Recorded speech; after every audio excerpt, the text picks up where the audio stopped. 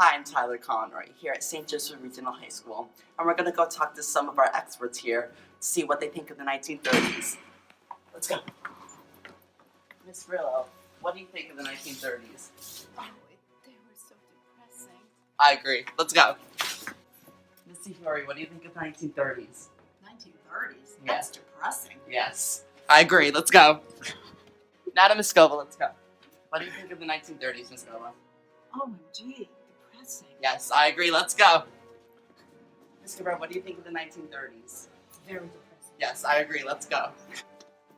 Mr. Doherty, what do you think of the 1930s? Depressing. I agree. Let's go. Michael Alvaro, what do you think of the 1930s? The DA has ordered me that I'm not allowed to comment on the prosecution's strategy during this murder investigation.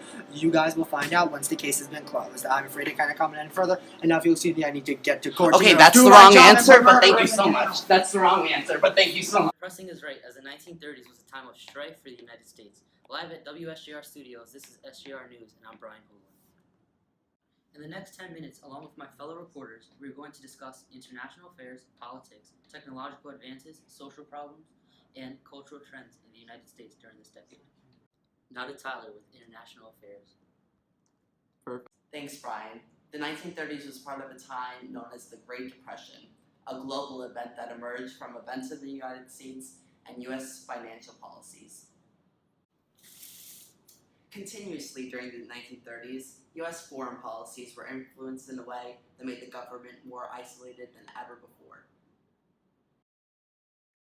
Major areas of importance concerning the United States' affiliation with other countries are international depression, isolationism, and the rise of fascism.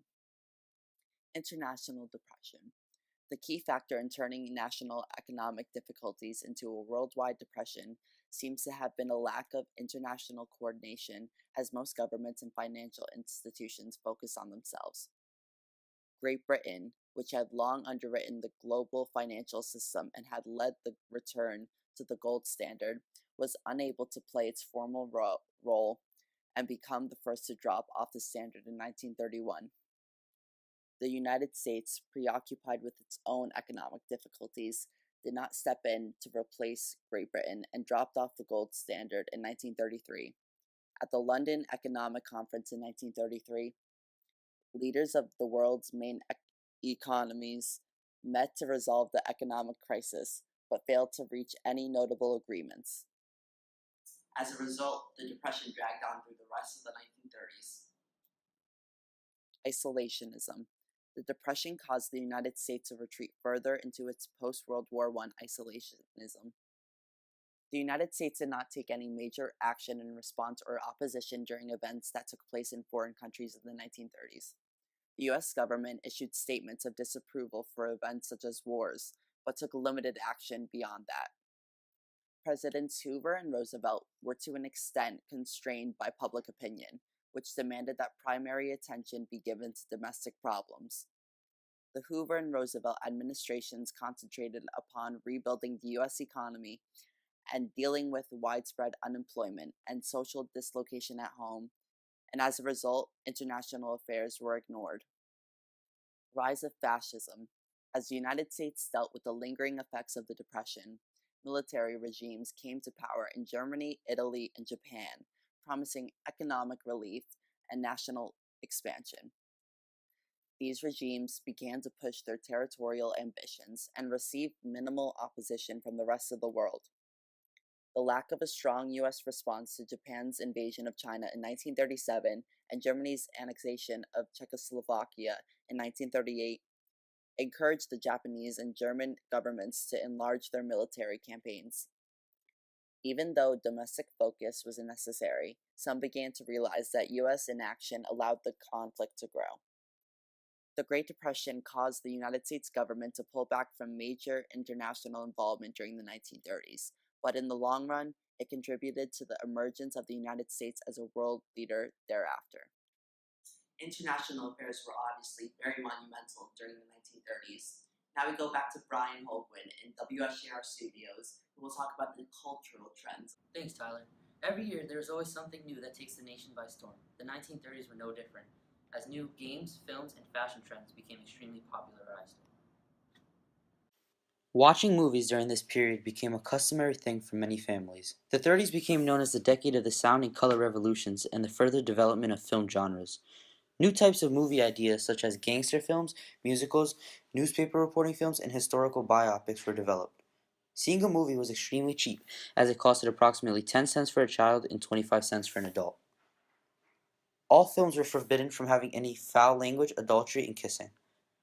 During this time in 1934, the first full-color live-action short was released, named La Cucaracha.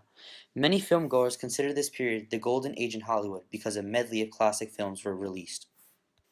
Here are just a few classic films of the 1930s. Gone with the Wind, The Wizard of Oz, The Rules of Game, Frankenstein, Snow White, Dracula, and lastly, Robin Hood. In my opinion, the most famous on this list is The Wizard of Oz. Millions around the world recognize the title along with the plot, songs, and famous lines from the movie.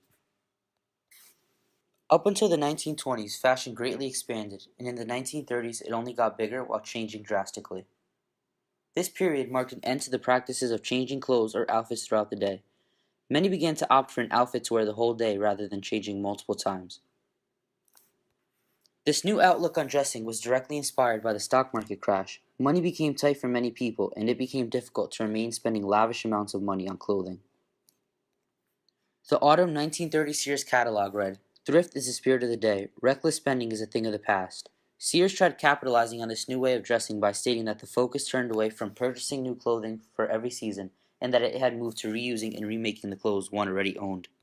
Fashion in the 1930s was also highly influenced by movie stars such as Greta Garbo, who popularized the windblown look with her side-parted hair, while Joanne Crawford embraced the puff sleeves, which emphasized her slim waist. The 1930s officially marked a return to a more ladylike appearance. In years past, women were dressing more masculine in order to fit in and try to succeed in a mostly male-run society. The 30s were also the years where many famous games such as Monopoly and Scrabble were officially made. Monopoly is arguably the most famous board game ever. Wherever one may find themselves in the world, it is almost a guarantee that Monopoly is played or known about. Up until this point, over 250 million units of Monopoly have been sold worldwide, and it has been played by over 500 million people. Scrabble was invented by architect Alfred Mosher Butts in 1938. Although not nearly as high as Monopoly, over 150 million games have been sold in over 121 countries around the world. He created this game as a variation to an earlier word game he invented called Lexico. Now to Mika with technological advances. Thanks, Brian. Although the 1930s was a period of nationwide economic struggle, there are still many innovations that progressed the country. Let's take a look. In 1930, Richard G. Drew, working for the 3M Company, invented the first masking tape. The tape was a 2-inch wide tan paper with a pressure-sensitive adhesive on the backside. Eventually, the company trademarked it Scotch tape. In 1932, a Bell Telephone Laboratories engineer, Carl Guth Jansky, invented the first radio telescope. Jansky's telescope was designed to identify different types of static that interfered with telephone services. After several months, Jansky was able to identify 3 types of static: nearby thunderstorms, distant thunderstorms, and a hiss of unknown origin. Later, he was able to realize that it was an interference that came from outer space. In the same year, Edwin H. Land formed Land Wheelwright Laboratories in Cambridge, Massachusetts, with George W. Wheelwright, a Harvard colleague of his. The main purpose of the company was to manufacture polarizers. The relatively cheap polarizers made by the company were used in various products such as photographic filters and glare-free sunglasses. In 1933, Richard M. Hollinshead and his 3 cousins formed a company called Parkett Theaters on Admiral Wilson Boulevard in Camden, New Jersey. In June of that year, the company held the grand opening of the very first automobile movie theater.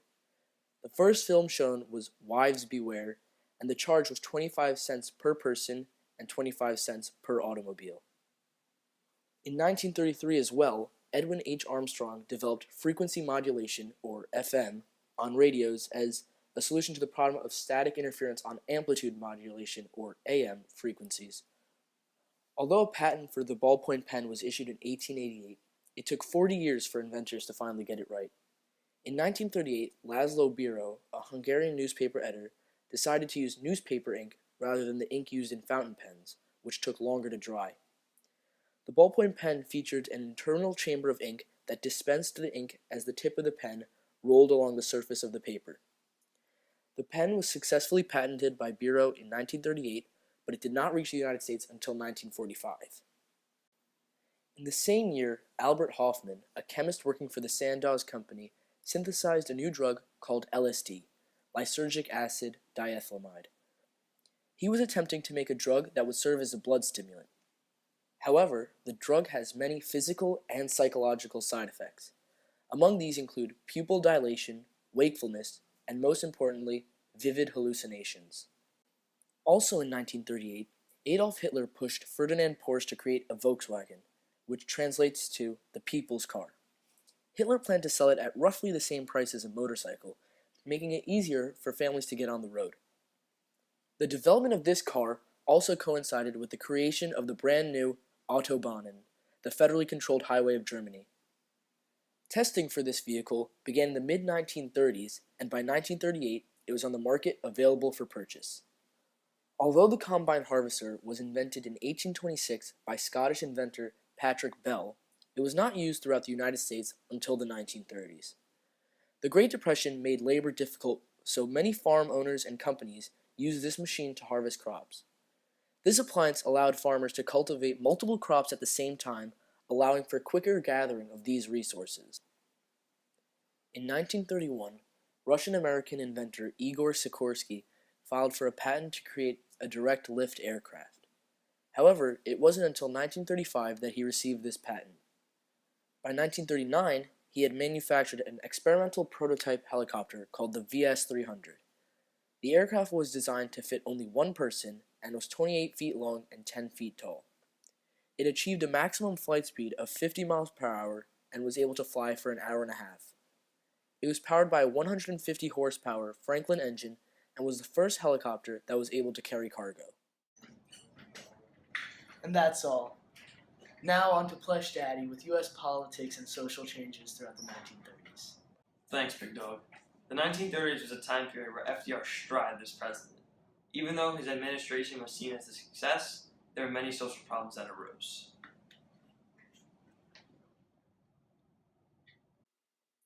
Politics in the 1930s were all directly related to the major issue of the time, the Great Depression. With that, we can start with the role President Herbert Hoover played in his last 2 years in office, as well as the first 2 years of the Great Depression. All of President Hoover's responses to the crisis were constrained by his conservative political philosophy. He believed in a limited role for government and worried the excessive federal intervention posed a threat to capitalism and individualism. He imagined assistance being handled on a local, voluntary level. President Hoover even vetoed several bills that would have directly helped struggling Americans. At his 1930 State of the Union address, he explained, "Prosperity cannot be restored by raids upon the public treasury." It is very clear that the Great Depression worsened in his term and ruined his chances of re-election. Next up on our list, we have the election of 1932, which took place on November 8, 1932. The Republican candidate was Herbert Hoover, along with his running mate Charles Curtis. The Democratic candidate was Franklin D. Roosevelt, along with his running mate John Nance Garner. The topical issue and the greatest issue at the time was the Great Depression. The 31st President, Herbert Hoover, struggled in his campaign. As stated earlier, Hoover's political problems during his term did not help his chances for re-election. During his campaign, Hoover delivered 9 major addresses, defending himself and attacking Roosevelt. Hoover's speeches, on the other hand, were boring and full of statistics and delivered as sermons. The president blamed the Great Depression on the aftermath of World War I, and he has even argued that his anti-depression measures had prevented the total collapse of the economy. The other candidate, Franklin D. Roosevelt, performed his campaign in a cautious manner. His opponent was so unpopular that his main strategy was not to ruin the public's view of Hoover's inequities and the nation's troubles. Roosevelt flew all around the country attacking Hoover and promising better days ahead. The results of this election were quite extreme, as FDR won by a landslide. Roosevelt received 472 electoral votes, while Hoover received 59. It seemed as if the American people were sure that Hoover was not meant to fulfill a second term.